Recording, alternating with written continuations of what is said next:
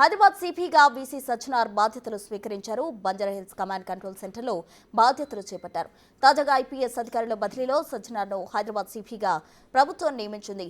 హైదరాబాద్ సిపిగా పనిచేసిన సివి ఆనంద్ను హోంశాఖ special chief సెక్రటరీగా నియమించింది.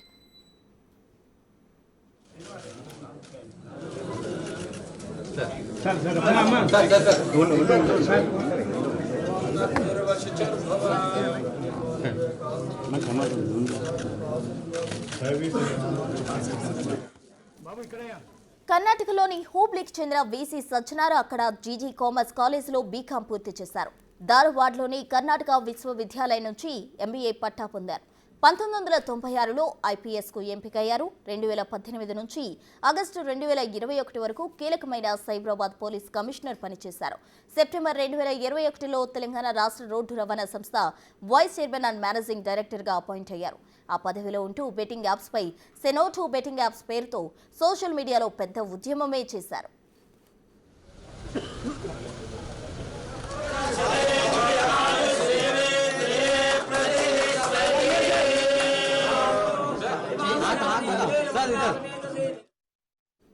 గతంలో కూడా ఐపీఎస్ అధికారిగా ఉన్న సమయంలో దిశ ఎన్కౌంటర్తో సంచలనం సృష్టించారు సజ్జన.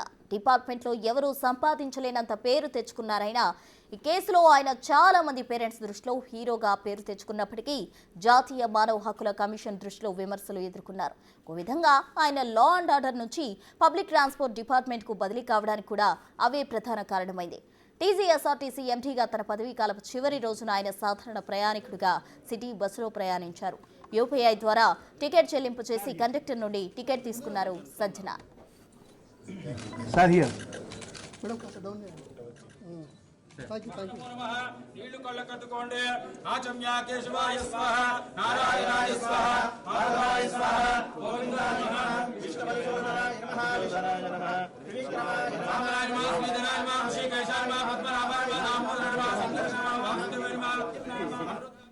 బెట్టింగ్ యాప్స్ ను అడ్డుకునేందుకు అన్ని రకాల అస్త్రాలు ప్రయోగిస్తామన్నారు సజ్జనార్. ఇప్పటిదాకా నోటీసులకే పరిమితమయ్యారు. ఇకపై ఇన్ఫ్లుయెన్సర్లు, యూట్యూబర్స్ పై కఠిన చర్యల దిశగా ముందుకెళ్తా అని తెలుస్తోంది.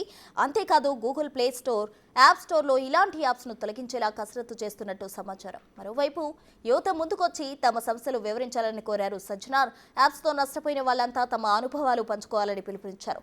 ఒకరిద్దరు కాదు, అందరూ కలిసికట్టుగా పోరాడితేనే బెట్టింగ్ యాప్స్ ను కట్టడి సాధ్యమవుతుందన్నారు.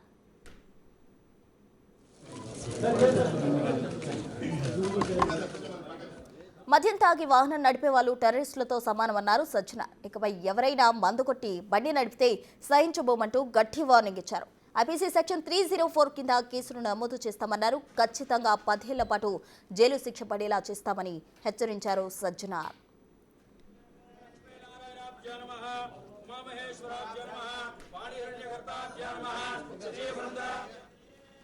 దేశంలోనే నెంబర్ 1 కమిషనరేట్గా హైదరాబాద్ను తీర్చిదిద్దేందుకు కృషి చేస్తా అన్నారు సిపి సజ్జనార్. అయితే ఇది సాధ్యం కావాలంటే డ్రగ్స్ రవాణాపై ఉక్కుపాదం మోపాల్సిన అవసరం ఉందన్నారు. ఈ విషయంలో ప్రత్యేకమైన యాక్షన్ ప్లాన్తో ముందుకెళ్తామని తెలిపారు. డ్రగ్స్ తీసుకునే వాళ్ళు, డ్రగ్స్ విక్రయించే వాళ్లతో పాటు డ్రగ్స్ రవాణా చేసే వాళ్లపైన నిఘా పెడతామన్నారు. ప్రజల కోసం, ప్రజల సహకారంతో డ్రగ్స్ నిర్మూలిస్తామని ధీమా వ్యక్తం చేశారు.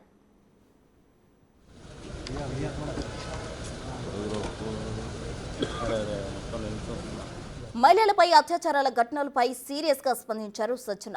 ఆడపిల్లల జోలికొస్తే వాళ్ల తాట తీస్తామని ఘాటుగా హెచ్చరించారు. మహిళలు ఎలాంటి ఇబ్బందులు, వేధింపులు ఎదురైనా ధైర్యంగా ముందుకొచ్చి ఫిర్యాదు చేయాలని సూచించారు. బాధిత మహిళల వివరాలు గోప్యంగా ఉంచుతామన్నారు. నాన్ యూనిఫామ్ సర్వీస్ కొత్త కాదన్నారు సజ్జనార్. గతంలో ఇంటెలిజెన్స్, ఏసీబీ విభాగాల్లో పనిచేసిన విషయాన్ని గుర్తు చేశారు. ఎక్కడ విధులు నిర్వహించినా అదే స్పీడు, అదే స్టైల్ ఉంటుందని చెప్పకనే చెప్పేశారు.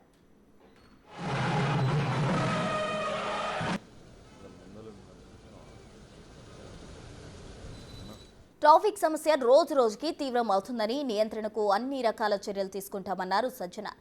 జీహెచ్ఎంసీ ఇతర శాఖల ఉన్నతాధికారులను సమన్వయం చేసుకుంటూ ట్రాఫిక్ సమస్య నియంత్రిస్తామన్నారు. ఏ శాఖలో ఉన్నా పనితీరు మారదని, కాకపోతే పోలీస్ డిపార్ట్మెంట్లో ప్రజలకు మరింత సేవ చేసే అవకాశం ఉంటుందన్నారు సజ్జనార్.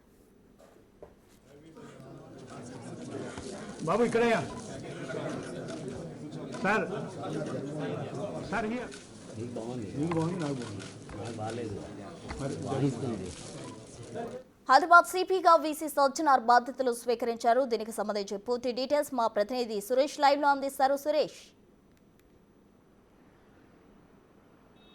హైదరాబాద్ పోలీస్ కమిషనర్గా సజ్జనార్ నిన్న ఛార్జ్ తీసుకోవడం జరిగింది. ఛార్జ్ తీసుకున్న సందర్భంలోనే తన ప్లాన్ ఆఫ్ యాక్షన్ కూడా ప్రకటించడం జరిగింది. ఏదైతే డ్రగ్స్ మహమ్మారిని ఎదుర్కొంటున్న దానికి సంబంధించి కఠినంగా వ్యవహరిస్తాము. డ్రగ్స్ వాడుతున్న వారు ఎంతటి వారైనా, సప్లై చేస్తున్న వారు ఎవరున్నా సరే వారిని వదిలిపెట్టే ప్రసక్తి ఉండదు. మూలాల వరకు వెళ్ళి డ్రగ్స్ని మొత్తం పీకట వేళ్లతో పెకిలించేస్తామని చెప్పేసి కూడా సజ్జనార్ చెప్పడం జరిగింది. అంతేకాకుండా మహిళలు, చిన్నపిల్లల పైన భద్రతకు సంబంధించి పెద్దపీట వేస్తాము ఎక్కువ, ఎందుకంటే మహిళల జోలికి ఎవరైనా వస్తే కఠినంగా చర్యలు తీసుకుంటామని చెప్పేసి కూడా ఆయన హెచ్చరికలు జారీ చేయడం జరిగింది. ఇక డ్రంక్ అండ్ డ్రైవ్ పైన కూడా ఆయన చాలా ఘాటుగా స్పందించడం జరిగింది. టెర్రరిస్టులతో పోల్చారు. మద్యం తాగి వాహనాలు నడిపేవారు టెర్రరిస్టులతో సమానం, మానవ బాంబు లాంటి వాళ్ళు అని చెప్పేసి కూడా సజ్జనార్ మాట్లాడడం జరిగింది. డ్రంక్ అండ్ డ్రైవ్ పైన కూడా కఠినంగా వ్యవహరిస్తాము. గతంలో కూడా 304 పార్ట్ 2 కింద కేసులు నమోదు చేసి రిమాండ్ చేశామని చెప్పేసి కూడా చెప్పడం జరిగింది. ఇక మీద కూడా అలాంటి కేసులే నమోదు చేసి డ్రంక్ అండ్ డ్రైవ్ చేసే వారిపైన చాలా కఠినంగా వ్యవహరిస్తాము. నగర వ్యాప్తంగా ఎవరైనా మద్యం తాగి వాహనం నడపాలంటేనే భయపడే విధంగా చర్యలు ఉంటాయని చెప్పేసి కూడా ఆయన చెప్పినట్టు తెలుస్తుంది. ఆయన ప్రెస్ మీట్లో కూడా చెప్పడం జరిగింది. అయితే ముఖ్యంగా ఈ మహిళలకు సంబంధించిన భద్రతకు సంబంధించి ఎప్పుడైనా డయల్ 100కి కానీ, స్థానిక పోలీసులకు కానీ, తనకి కానీ, సిఈపిగా కానీ నేరుగా ఫోన్ చేసి సమాచారం ఇవ్వచ్చు. ఏదైనా క్రైమ్ జరిగినా సరే శాంతి భద్రతల్లో ఎలా దానికి సంబంధించి కఠినంగా వ్యవహరిస్తామని చెప్పేసి కూడా ఆయన చెప్పడం జరిగింది. ఇక బెట్టింగ్ యాప్స్కి సంబంధించి ఆయన ఆర్టీసీ ఎండీగా ఉన్నప్పుడే 4 సంవత్సరాల పాటు ఒక యుద్ధంలాగా దాన్ని ముందుకు తీసుకెళ్లడం జరిగింది. బెట్టింగ్ యాప్ ద్వారా అనేక మంది యువత బలైపోతున్నారు, ఆత్మహత్యలు చేసుకుంటున్నారు. ఫ్యామిలీలో కొడుకు, తండ్రి కూడా ఆత్మహత్యలు చేసుకున్న ఘటనలు మనం చూసామని చెప్పేసి కూడా చెప్పడం జరిగింది. ఆయన ఆర్టీసీ ఎండీగా ఉన్నప్పుడే అంత చేసినప్పుడు ఇక ఇప్పుడు హైదరాబాద్ కమిషనర్గా ఛార్జ్ తీసుకున్నారు కాబట్టి హై ఎక్స్పెక్టేషన్స్ ఉన్నాయి. ఎందుకంటే ఇప్పటికే కేంద్ర ప్రభుత్వం బెట్టింగ్ యాప్స్ని నిషేధిస్తూ లోక్సభలో బిల్లు కూడా ప్రవేశపెట్టింది, త్వరలోనే అమలు చేయబోతుంది. కాబట్టి బెట్టింగ్ యాప్స్కి ఎవరైనా ప్రమోషన్ చేసినా, బెట్టింగ్ యాప్స్ ఆడినా, బెట్టింగ్ యాప్స్ నిర్వాహకులకు సంబంధించి కూడా కఠినంగా వ్యవహరిస్తాము. వారు ఎక్కడున్నా సరే పట్టుకొచ్చి రిమాండ్ చేస్తామని చెప్పేసి కూడా సజ్జనార్ చెప్పడం జరిగింది. యూట్యూబ్ అంటే సోషల్ మీడియాలో ఇన్ఫ్లుయెన్సర్స్ ఎవరైతే ఉన్నారో వాళ్ళపైన కూడా ఒక హెచ్చరిక జారీ చేయడం జరిగింది. ఎవరైనా సరే బెట్టింగ్ యాప్స్ కానీ, గేమింగ్ యాప్స్ కానీ ఎవరు ప్రమోషన్ చేయొద్దు.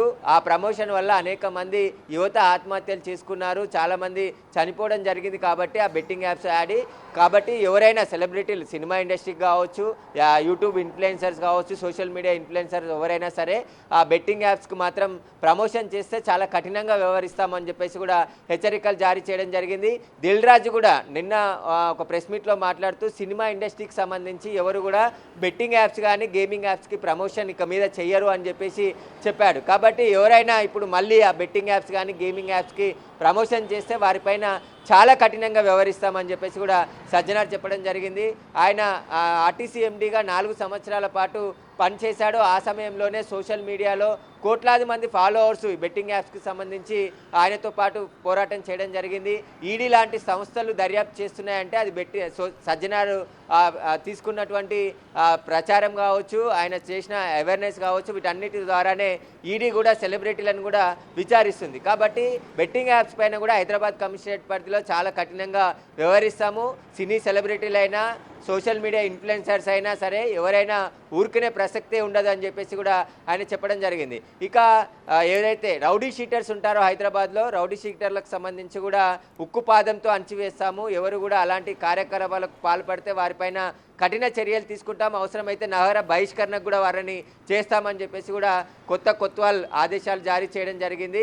ఇక ఇప్పుడే ఛార్జ్ తీసుకున్నాడు కాబట్టి ఒక 10-15 రోజుల్లో హైదరాబాద్ కమిషనరేట్కి సంబంధించి పూర్తిగా రివ్యూ చేసిన తర్వాత ఎక్కడెక్కడ ఇలాంటి సమస్యలు ఉన్నాయి వాటికి సంబంధించి కూడా ముందుకు వెళ్తాం, వాటిని ప్రాధాన్యత తీసుకుంటామని చెప్పేసి కూడా నిన్న ఏదైతే పీడబ్ల్యూపీ అనేది పబ్లిక్ వెల్ఫేర్ పోలీస్ అనే దాన్ని తీసుకువచ్చి దాన్ని అమలు చేస్తాం, దాంట్లో మహిళలకు, చిన్నపిల్లలకు పెద్ద ప్రయారిటీ ఇస్తామని చెప్పేసి కూడా చెప్పడం జరిగింది. ఇక ట్రాఫిక్ సమస్య కూడా హైదరాబాద్లో విపరీతంగా ఉంది.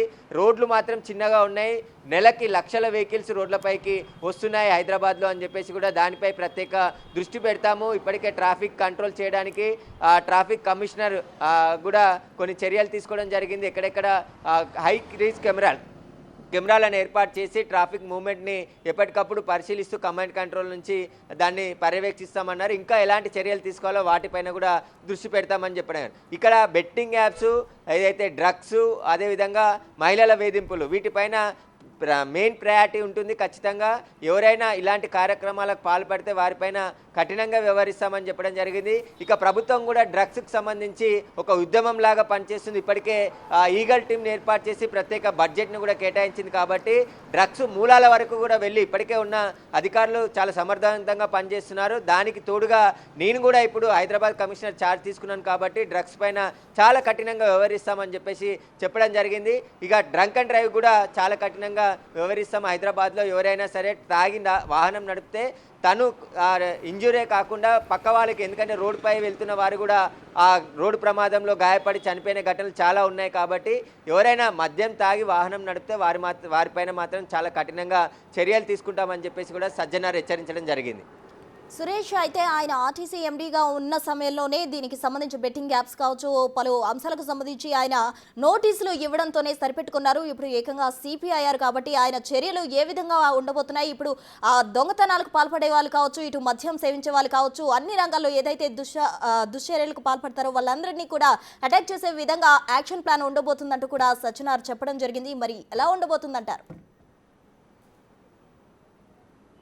ఖచ్చితంగా, ఎందుకంటే బెట్టింగ్ యాప్స్ పైన ఆయన సోషల్ మీడియా ద్వారా మొత్తం దేశవ్యాప్తంగా కూడా అవేర్నెస్ ప్రోగ్రామ్ చేశాడు. ఎందుకంటే చాలామంది బాధితులు సజ్జనార్ని కలవడం, మేము బెట్టింగ్ యాప్లో మా కుటుంబంలో మా కొడుకు కోల్పోయాము, ఆ బెట్టింగ్ యాప్ ఆడి చనిపోయే వరకు కూడా కుటుంబాలకు కూడా తెలియలేదు. కాబట్టి ఖచ్చితంగా ఆ బెట్టింగ్ యాప్స్ అనేది నిషేధించాలి. ఖచ్చితంగా వాటిపైన చర్యలు తీసుకోవాలి. ముఖ్యంగా ఇన్ఫ్లుయెన్సర్స్, సోషల్ మీడియా ఇన్ఫ్లుయెన్సర్తో పాటు సినీ సెలబ్రిటీలు చాలామంది డబ్బుల కోసం బెట్టింగ్ యాప్స్, గేమింగ్ యాప్స్కు ప్రమోషన్ చేశారు. కోట్ల రూపాయలు తీసుకొని చాలామంది చనిపోవడానికి కారణమయ్యారని చెప్పేసి కూడా నేరుగా పోలీసులకు కూడా ఆయన ట్వీట్ చేసి చర్యలు తీసుకోవాలని చెప్పేసి గతంలో ఆదేశాలు జారీ చేశారు. కాబట్టి ఇప్పుడు ఆయనే కమిషనర్ హైదరాబాద్కి అయ్యాడు కాబట్టి ఖచ్చితంగా ఈ బెట్టింగ్ యాప్స్కి సంబంధించి ఎవరైనా ప్రమోషన్ చేసినా దానికి సంబంధించి ప్రమోట్ చేసిన వారిపైన కఠినంగా వ్యవహరిస్తామని చెప్పేసి కూడా ఆయన చెప్పడం జరిగింది. ఇప్పటికే కేంద్ర ప్రభుత్వం కూడా బెట్టింగ్ యాప్స్ని నిషేధిస్తూ లోక్సభలో బిల్లు కూడా పాస్ అయింది. కాబట్టి దాన్ని అమలు చేయడానికి, చట్టం అమలు చేయడానికి కొంచెం సమయం పట్టే అవకాశం ఉంది. కాబట్టి ఆలోపు ఎక్కువగా బెట్టింగ్ యాప్స్ అన్నీ కూడా విదేశాల నుంచి ఆపరేటింగ్ చేస్తూ ఇక్కడ మొత్తం తెలంగాణ, 2 తెలుగు రాష్ట్రాల్లో కూడా చాలామంది బెట్టింగ్ యాప్స్, ఆన్లైన్ ద్వారా బెట్టింగ్ యాప్స్ ఆడి డబ్బులు కోల్పోయి ఆత్మహత్యలు చేసుకున్నారు. వాటిపైనే సజ్జనార్ ఒక ఉద్యమం లాగా ఆయన పనిచేయడం జరిగింది. కాబట్టి ఇప్పుడు హై ఎక్స్పెక్టేషన్స్ ఉన్నాయి ఆ బెట్టింగ్ యాప్స్ పైన. అప్పుడే ఆ స్థాయిలో పనిచేశారు. కాబట్టి ఇప్పుడు హైదరాబాద్ కమిషనర్గా అయ్యాడు కాబట్టి హైదరాబాద్ కమిషనర్గా ఆయన పూర్తి స్వేచ్ఛ ఉంటుంది. ఎలాంటి చర్యలైనా తీసుకోవచ్చు. బెట్టింగ్ యాప్స్ ప్రమోషన్ చేసిన వారు కానీ, బెట్టింగ్ యాప్స్ నిర్వహిస్తున్న వారు కానీ. ఆ దేశవ్యాప్తంగా అప్పుడు తెలంగాణ, ఏపీలో నిషేధం ఉన్నప్పటికీ కూడా కొన్ని రాష్ట్రాల్లో ఆ బెట్టింగ్ యాప్స్కి అనుమతి ఉండేది. కానీ ఇప్పుడు దేశవ్యాప్తంగా కూడా నిషేధించబడ్డాయి. కాబట్టి ఖచ్చితంగా ఎవరైనా ఇక మీద బెట్టింగ్ యాప్స్ ఆపరేట్ చేసినా, బెట్టింగ్ యాప్స్కి ప్రమోషన్ చేసినా వారిపైన చాలా కఠినంగా వ్యవహరిస్తామని చెప్పేసి కూడా సజ్జనార్ చెప్పడం జరిగింది. దానికి సంబంధించి ప్లాన్ ఆఫ్ యాక్షన్ కూడా సిద్ధం చేసుకున్నట్టు కూడా చెప్పడం జరిగింది. కాబట్టి ఇప్పుడు మహిళల భద్రత మెయిన్ ప్రయారిటీ కింద తీసుకోవడం జరిగింది. చిన్నపిల్లలకు సంబంధించిన భద్రత కావచ్చు, వాటిలో తగ్గే విషయం ఉండదు. ఖచ్చితంగా ఎవరు ఎంతటి వారు ఉన్నా వారిపైన చాలా కఠినంగా వ్యవహరిస్తామని చెప్పేసి కూడా సజ్జనార్ చెప్పడం జరిగింది. అయితే ఇప్పుడు బెట్టింగ్ యాప్స్తో పాటు డ్రంక్ అండ్ డ్రైవ్ని కూడా చాలా ప్రాధాన్యతగా తీసుకోవడం జరిగింది. ఎందుకంటే రోడ్డు ప్రమాదాల జరగడానికి కారణం మెయిన్ డ్రంక్ అండ్ డ్రైవే. డ్రంక్ అండ్ డ్రైవ్లో చాలామంది ప్రాణాలు కోల్పోవడం, వారు ఆ రోడ్డు ప్రమాదం చేయడంతో రోడ్డుపై నడుచుకుంటూ వెళ్ళేవారు కూడా చాలామంది గతంలో ప్రాణాలు కోల్పోయేవారు ఉన్నారు. కాబట్టి ఆ డ్రంక్ అండ్ డ్రైవ్ ద్వారానే రోడ్డు ప్రమాదాలు ఎక్కువగా జరుగుతున్నాయి. కాబట్టి దానిపైన ప్రత్యేక దృష్టి పెట్టి ట్రాఫిక్ యంత్రాంగంతోనే నిరంతరం డ్రంక్ అండ్ డ్రైవ్ చెక్ చేసి ఇప్పటికే హైదరాబాద్ కమిషనరేట్లో పగటిపూట కూడా డ్రంక్ అండ్ డ్రైవ్ తనిఖీలు చేస్తున్నారు. కాబట్టి వారికి శిక్షలు పడే విధంగా కూడా కేసులు పెడతామని చెప్పేసి సజ్జనార్ చెప్పడం జరిగింది. ఇక betting apps, drunk and drive, అదేవిధంగా రౌడీ షీటర్ల పైన ప్రత్యేక యాక్షన్ ప్లాన్తో ముందుకు వెళ్ళే అవకాశం ఉన్నట్టు కూడా చెప్పడం జరిగింది. Right, thank you Suresh. చూశాను, say no to betting apps అనే ఒక ఉద్యమం స్టార్ట్ చేసి it went in to viral. Millions of people got viewed, people participated in that moment and ultimately it led to the banning of the online betting. దానివల్ల చాలా మంది నష్టపోవడం జరిగింది, చాలా పేరెంట్స్ నష్టపోయినారు. లాస్ట్ అప్పుడు కూడా చూశాను, జగిత్యాలే ఒకరోజు సన్ చనిపోతే ఇంకోటి రోజు వాళ్ళ ఫాదర్ చనిపోవడం జరిగింది. ఎంత చాలా బాధాకరము. Especially youth are getting attracted to this online. ఏదో డబ్బులు వస్తుందని చెప్పి చాలామంది అనుకుంటున్నారు, అది చాలా నష్టం జరుగుతుంది. ఐ థింక్ ఈ సందర్భంలో ఇక్కడ ఉన్న మన సోషల్ మీడియా ఇన్ఫ్లుయెన్స్ కావచ్చు, సెలబ్రిటీస్ కావచ్చు, please don't endorse such advertisements. మీరు అందరూ కూడా నేను కోరుతున్నాను, మీరు డోంట్ ఎండోర్స్ ఎనీథింగ్. మీరు సమాజ కోసము, ప్రజల కోసము మంచి పని చేయడానికి కృషి చేయను, కానీ మీరు ఇలాంటి ఆన్లైన్ బెట్టింగ్స్ కావచ్చు, వేరే యాప్స్కి మీరు ఎండోర్స్ చేయవద్దని చెప్పి కోరుతున్నాను. డ్రంక్ అండ్ డ్రైవింగ్ పైన మనము చాలా అంటే చాలా ఉక్కుపాదం మోపడం జరిగింది. ఇప్పుడు కూడా నేను డ్రంక్ డ్రైవర్స్ని వదిలే ప్రసక్తి లేదు. ఎక్కడైనా మా దృష్టికి వస్తే, because they are all equivalent to road ఇది ఒక road terrorism, they are all equivalent to terrorist అంతే. ఇంకా వాళ్ళు తాగిన మట్లు ఎవరిని చంపుతారో తెలియదు, వాళ్ళు చచ్చిపోతారో తెలియదు, ఏమవుతారో అనేది కూడా తెలియదు. వాళ్ళు ఎంతోమంది ఫ్యామిలీస్ నష్టపోయినారు ఈ డ్రంక్ డ్రైవింగ్ వల్ల, వాళ్ళ సొంతంగా కూడా నష్టపోతారు. వాళ్ళు రోడ్ ఎక్కితే అవుతుంది, it's like a suicide bomber అని అంతే. ఒకరిని చంపొచ్చు, ఇద్దరు చంపొచ్చు, ఒక నలుగురు కూడా చంపొచ్చు. So it will be very, very heavily dealt with. So drunk and driving, so will be, already we have a lot of teams who will constitute more teams and ensure that on important days more checkings will be done. Major పెన్నముప్పు మనకు drugs. ఈరోజు చాలా చోట్ల కూడా మీరు చూసుంటారు, చాలామంది youth, చాలామంది families, తర్వాత చివరికి వాళ్ళు సమాజం కూడా నష్టపోవడం జరుగుతుంది. సో డ్రగ్స్ పైన హైదరాబాద్ పోలీసు చాలా ఉక్కుపాదం అవుతుంది. ఎట్టి పరిస్థితుల్లో మనము సహించేది లేదు. ఎక్కడి నుంచి ఉన్న గ్యాంగ్స్ని అరెస్ట్ చేస్తాను, ఎక్కడ ఉన్న వాళ్ళని కూడా పట్టుకోవడం జరుగుతుంది. అంతకుముందు ఆయన కేసెస్ ఏమైనా, వాళ్ళు ఎవరెవరు అరెస్ట్ అయినారు, ఎబ్స్కాండింగ్ ఉన్నారు, వాళ్ళ కేసెస్ ఏం ప్రాసిక్యూట్ అయినా, వెదర్ దే హీన్ అల్టిమేట్లీ వాళ్ళు సక్సెస్ఫుల్ ప్రాసిక్యూషన్ అయిన అనేది కంప్లీట్ రివ్యూ చేయడం జరుగుతుంది. వాళ్ళపైన మొత్తం డాటా బ్యాంక్ చేసి ఆల్రెడీ మన హైదరాబాద్లో హెచ్ఎన్యూ అని చెప్పి మన మంచి ఒక వింగ్ ఉంది మన డీసీపీ నేతృత్వంలో. సో ఆ ఒక్క వింగ్ ది యాక్టివిటీస్ని మనము స్ట్రెంగ్తన్ చేస్తాము. మనకు అవసరమైతే మ్యాన్ పవర్ ఇవ్వడం జరుగుతుంది.